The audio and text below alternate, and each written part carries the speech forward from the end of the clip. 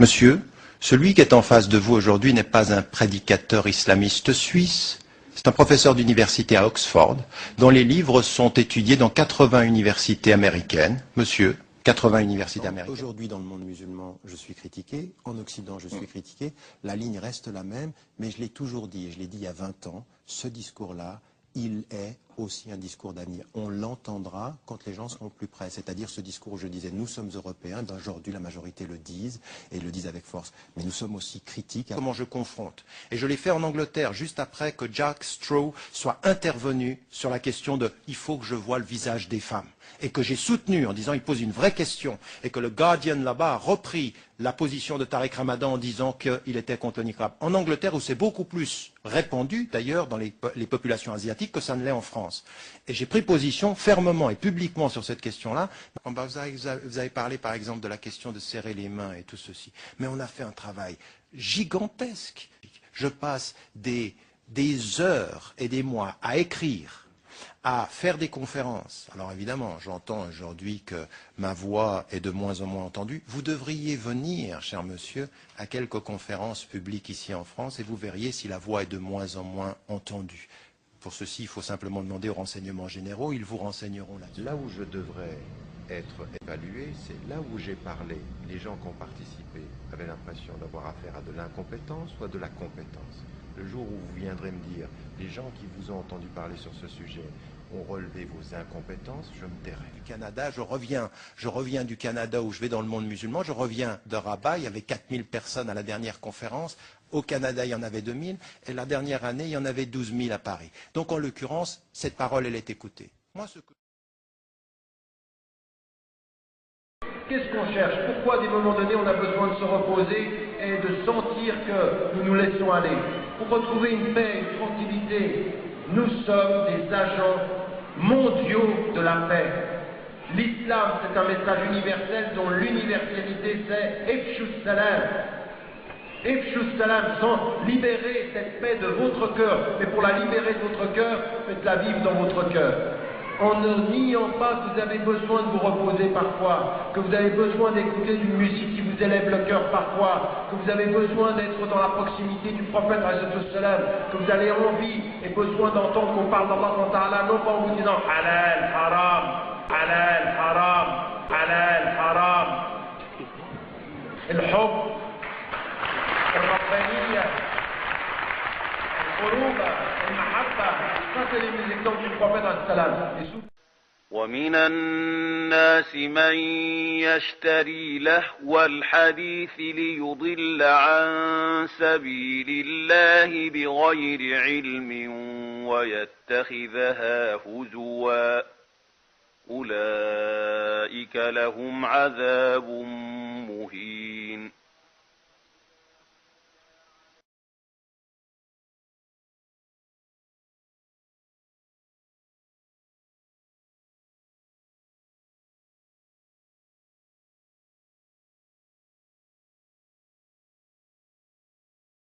le problème aujourd'hui, c'est que... vous êtes contre l'école coranique. Moi j'ai lu ça, page 80. Non, mais il faut faire attention. École coranique où on enseigne le Coran, ça c'est des écoles qui sont confessionnelles ou pendant le week-end, ça existe. L'école qui est l'école islamique parallèle au système qui serait le système d'État, pour moi, je comprends que certains arrivent à cette solution-là, mais je pense que ce n'est pas la solution de l'avenir. La solution de l'avenir, c'est l'école pour tout le monde, avec des droits égaux pour tout le monde et un enseignement commun pour tous. C'est ça l'avenir de nos sociétés. Alors, il y a aussi autre chose. Le foulard à l'école en ayant dit et répété en France que je pensais que cette loi n'était pas une bonne loi. Étant donné que la loi est passée maintenant, je dis aux jeunes femmes, s'il faut choisir entre l'école et le foulard, sous cette loi-là, il faut aller à l'école, il faut aller à l'école, il faut aller à l'école, il faut aller à l'école, il faut aller à l'école.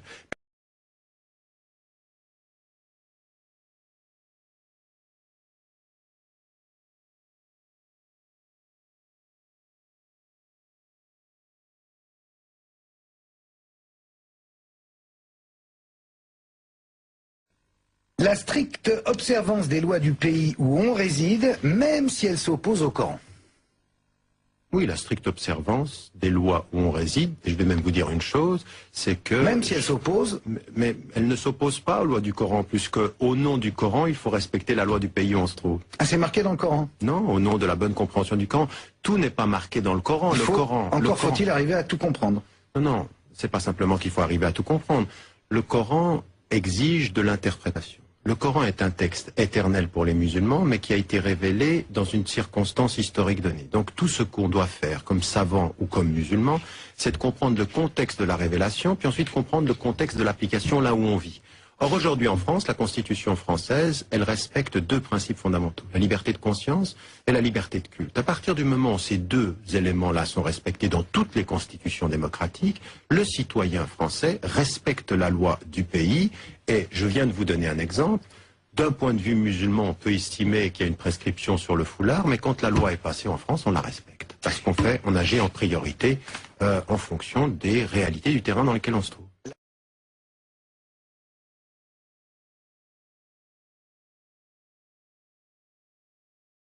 Parce qu'on fait, on agit en priorité en fonction des réalités du terrain dans lequel on se trouve.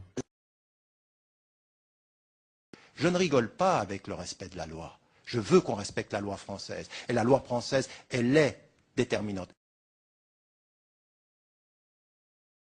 La tendance salafi veut dire autre chose. Salafi veut dire les 3 premières générations de l'islam, c'est-à-dire une espèce de fidélité à l'esprit de l'origine.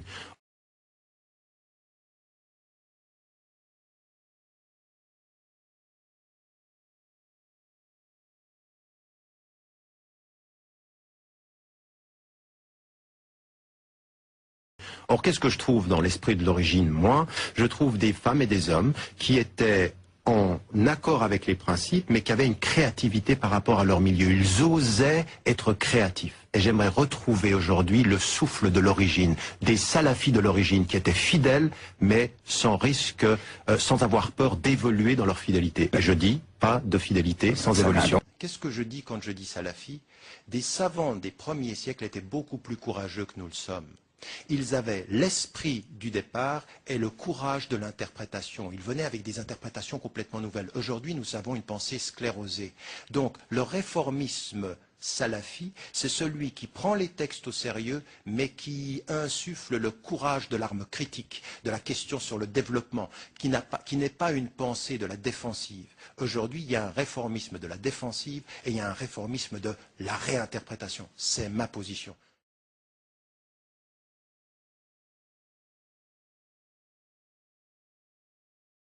حافظوا على الصلوات والصلاة الوسطى وقوموا لله قانتين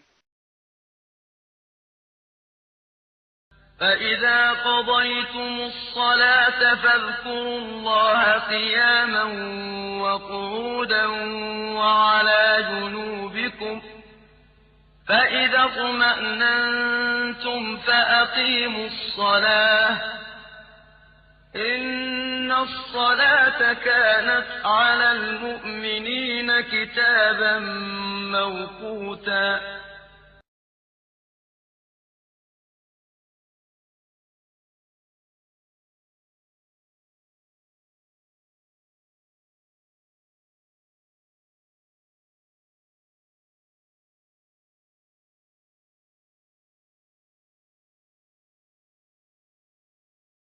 D'un point de vue musulman, quand vous travaillez dans une entreprise et que dans le temps de votre travail, vous ne pouvez pas accomplir votre prière, vous faites votre prière après le temps du travail.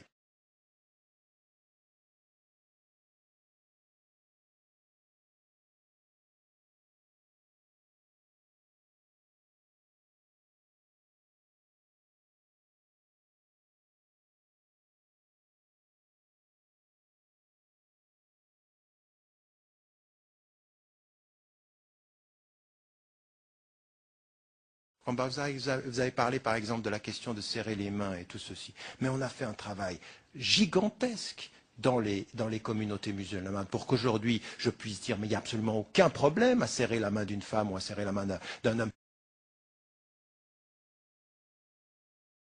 Bonjour Tariq Ramadan. Bonjour. Bienvenue. Ça va? Vous allez bien? Ça va bien et vous-même? Bonjour. Très bien.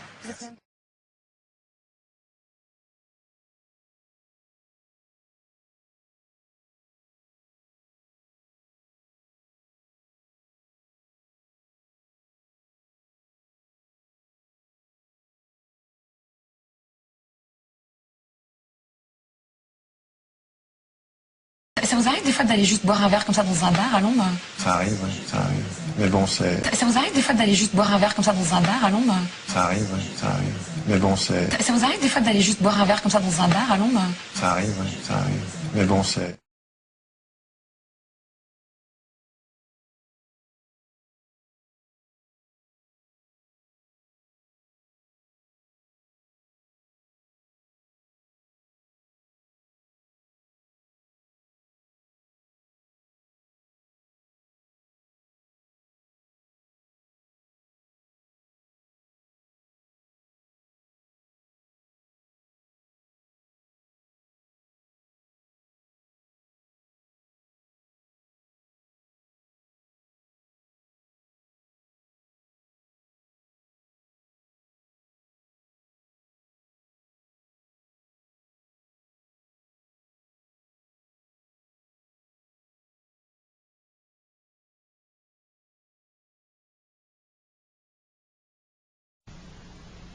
نسعد اليوم بتواجد أخ كريم وكبير وضيف عزيز وهب سني عمره المديد لخدمة دين الله وإصلاح مجتمعه، داعيا بما مكنه الله من علم وفقه إخوانه المسلمين إلى سبيل الرشد والصلاح. فضيلة الشيخ محمد بن صالح العثيمين أمد الله بعمره على عمل صالح ومن عليه بوافر الصحة وسعادة الدارين. الشيخ العثيمين عضو هيئة كبار العلماء. يكفي الله يسلمك. أعرف كريم تواضعكم ولكن الإخوة يريدون أن يعرفوا شيئا. أبدا. بارك الله فيك وشكر لك مسعاك، وأنا أعرف أنك تبحث عما عند الله من أجر ولست بانتظار إطراء أو مديح مني أو من غيري. وفقك الله وشاكرك لمسعاك ونفعنا بغزير علمك. ومن قال ومن سمع.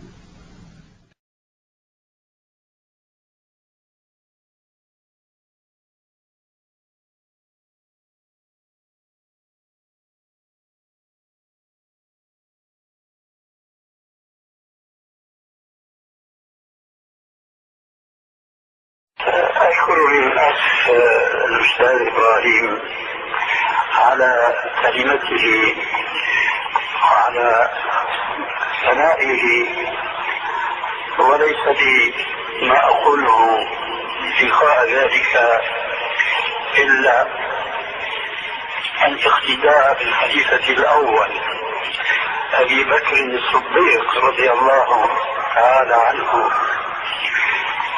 الذي كان الخليفة الحق والأول لرسول الله صلى الله عليه وآله وسلم. ومع ذلك فكان إذا سمع شخصا يثني عليه خيرا، وأعتقد أن ذلك الثناء مهما كان صاحبه قد غلا فيه، فما دام أنه خليفة رسول الله فهو بحق. ومع ذلك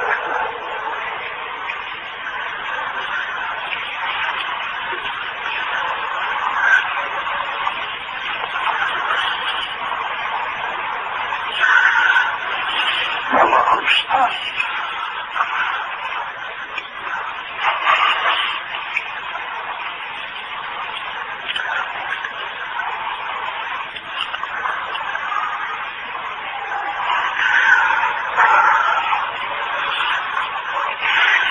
ومع ذلك كان يقول: اللهم لا تؤاخذني بما يقولون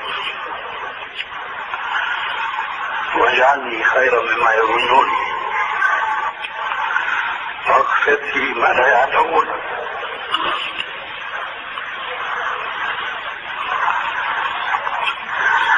هذا يقوله الصديق الأكبر فماذا نقول نحن من بعده؟ أقول اقتداء به: اللهم لا تؤاخذني بما يقولون واجعلني خيرا مما يقولون واغفر لي ما لا يعلمون.